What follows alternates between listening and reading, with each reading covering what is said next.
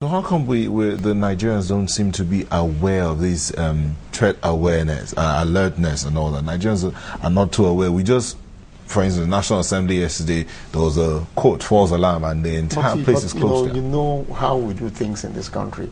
Sometimes, it will take some time before it comes into the open. I believe the security of officials, like I mentioned, they don't normally come out to tell you that this is what they've done. It's only when there is a problem and they've solved it. That's why, even in terms of information and terrorism, the terrorism are at the forefront. They will tell you what they are going to do. They might not do it the place they say they are going to do it.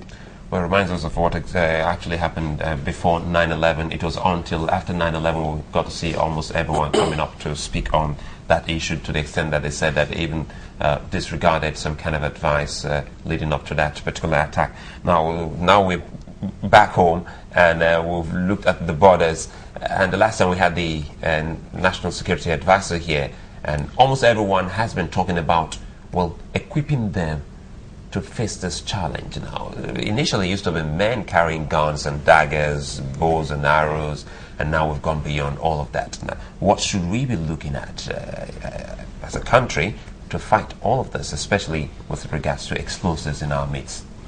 I think we have all the necessary technologies. After 9/11, you've seen even in our airport, we have this screening system in our airports and all that. These are part of the fallout of 9/11 and all that. As a nation, how it is not possible for any nation, however strong it is, to appoint every security agent for every person to know what he's doing. What we have to do is just citizens should be aware of the new threat environment that we live. Operatives will be given new gadgets to look at how to search people.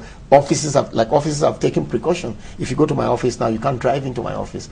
The entrance gate has been locked. We use one gate now. So you can see we are aware. If you come to the library, they have to empty everything that you have to search, so that we are getting that feeling that it could happen anywhere.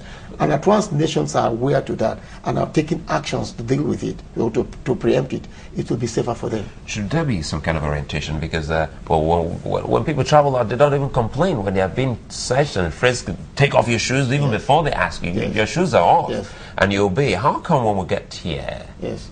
Well, the story is different. When you're told just security, just a simple security. It's not different these days. If you are going to even to local flights, you have to remove your shoes. You have to move your shoes. You have to carry. If you're carrying water, they even take it off from you. So you see, we are taking these actions, but they don't announce it in such a way that this is what we are doing. This is what we're doing. That's why people are sometimes a bit wary when things like this happen. But if you go to the airport, our level of security is equal to that of the United Kingdom anyway.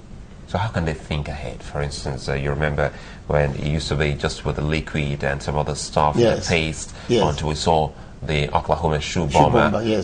So now shoes. How can the security operatives, step up the game? Adaptability is in the order of the day. They adapt faster than even the nation state. They adapt faster, and in this globalization and internationalization of technology and all that, they use it even faster than the state actors.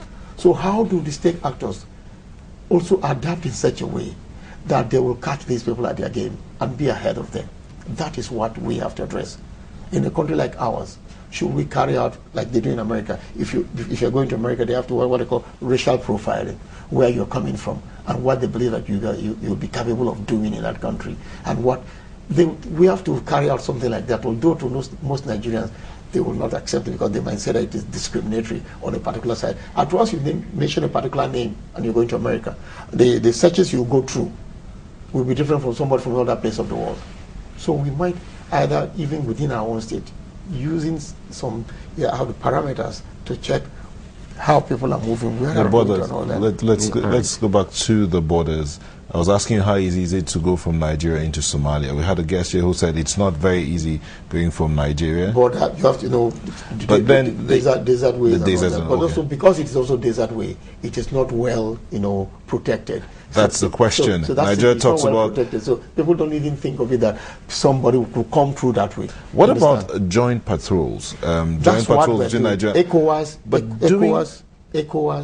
in ECOWAS region, they have this joint training custom orientation and all that. They've developed all these things because terrorism is not for one nation alone. It is, it is at various levels. You talk about the national, you talk about the sub-region, you talk about the international community. So when even actions are taken against terror, it's also on that level. So I think we are working with the sub-region, members in the sub-region, to develop this sort of collective, organizations to look at things in such a way that there could be a uniform method of dealing with these issues. Okay, uniform method as against a peculiar nature of the Nigerian polity, for instance, where we have our security men in doing their stop and search, and they see a certain big man, and they go, "Oh, in quotes, he's a big man. Welcome, sir," and they salute him, and he passes. Bring that to the border. We're working with another country, and we're manning our border, and this big man comes in, and he's about to pass, and we salute him and he goes, but the other country doesn't know him. So how would that work? They will deal with him as any other person, unless like that. In fact, my colleagues went to Ghana on a study course, and then when they came back, they were complaining more about the Nigerian side of the border than the other countries. We have talked about removing a borderless sub-region or a borderless Africa, but yet borders are still there. And then they've acted as sort of a toll gate economy for those who are there. For those who are there, not for the governments that are demanding this thing. So one has to, it's going to take time. This idea of, working according to rules, I don't know if it is part of the African psyche to accept rules that this is the way but if a so-called big man knows that it's a big man and is going through something, why won't he subject himself to the normal procedures? So all of this make it a little more harder and difficult for us to adjust compared to how other countries adjust. Yes, I believe so. I believe so, because you've just made about the big man mentality. If you're in the post office in England, a prime minister comes, he keys up with you and buys his stamp and get away there. As a student, I met Leon Britton, who was the minister in Margaret Thatcher's government. I met him on the tube station. Said, "You must be on." He said, "Yes." And he was just there buying his ticket and passing through the subway. What kind of importance are we giving to the place of studying the scenario, researching all of these matters, and coming up with recommendations such that they will predicate a lot of actions on these findings? I think, the Office of National Security Advisor and other security agencies in the country, they are doing a lot. They are holding conferences, some workshops and all that. Also training, they are training, national, international trainings on how because these issues are still evolving. So what has happened in other places, you have to adjust your own system to it. That it could happen. We cannot always say that this is Nigeria. It won't happen here. These days, it does happen. Okay, Professor Charles Dokubo, we're going to have to leave it there. Thank you very much indeed for coming on. He's a research professor at Nigeria Institute of International Affairs.